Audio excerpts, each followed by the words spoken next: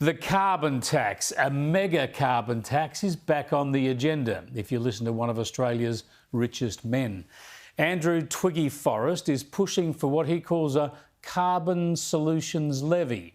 In another sign of the climate policy madness that's infected this once energy-rich nation, Forrest spoke at the National Press Club yesterday, giving us the sort of climate alarmism and economic fairy tales that we normally get from the likes of Greta Thunberg and Bandt. Listen to Forrest on why governments should push even harder on renewable energy. And instead of knocking a slow-moving gracious wind tower, try a nuclear power plant or a belching coal plant next door. The fact that we can feel climate change already, despite the ocean soaking up most of our heat-generated emissions, means Australia has finally run out of time. He's feeling climate change already? We've run out of time? It looks like Forrest gets his news from the ABC and The Guardian.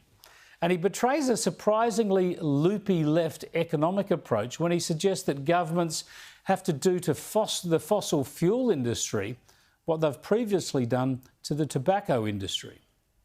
With all their massive campaign dollars harvested from killing people, might sound familiar here, fossil fuel sector, to finally admitting it's deadly and should rightly be taxed out of existence. Why are fossil fuels any different? Yeah, he wants to tax fossil fuels out of existence. He describes them as fuels that are killing us. Obviously not stopping to realise that modern prosperity, technology and society have all been delivered by the use of fossil fuels. Indeed, Forrest's own gargantuan wealth has all been generated because fossil fuels have been used to mine, transport and smelt the iron ore that he produces. The so-called carbon solutions levy that he supports, a mega carbon tax, would raise $100 billion annually. No doubt $100 billion that would be passed on to consumers.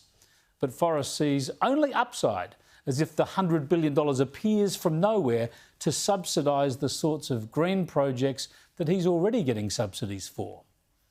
The green industries that could prevent the global warming we're now beginning to suffer were nobbled, while the fossil fuel sector removed any wording that made them culpable for it. Only after immense pressure and evidence made obvious from deaths, devastation and hardship all over the world did COP28, 28 years later, formally acknowledge fossil fuels' responsibility and the obvious need to transition away. Death, desolation, hardship all over the world? What on earth is he going on about? He's just making stuff up. There's nothing new about this sort of rhetoric, but it is very strange hearing it from a mining magnate.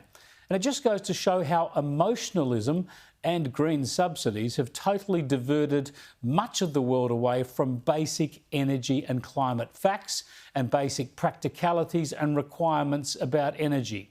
Forrest says renewables make our energy cheaper, but we've all seen how untrue that turns out to be. He says nuclear is too expensive, but look at France, the UK, the US, Canada, South Korea and even Dubai to see how modern economies value reliable energy that's also clean and lasts for the better part of a century. Forrest says a nuclear transition would be slow and expensive for Australia, and to a degree, he's right. The cheapest option would be to stick with coal and gas. But if we want to get rid of emissions, we've really only got two choices. A slow and expensive transition to mainly renewables, which will alienate land across the country in an experimental approach likely to fail on energy reliability and energy security grounds. Or a slow and expensive transition to mainly nuclear, which is compact, fitting onto old coal mine sites or coal generation sites, and therefore needs no new transmission infrastructure and will be reliable for 70 or more years at a time.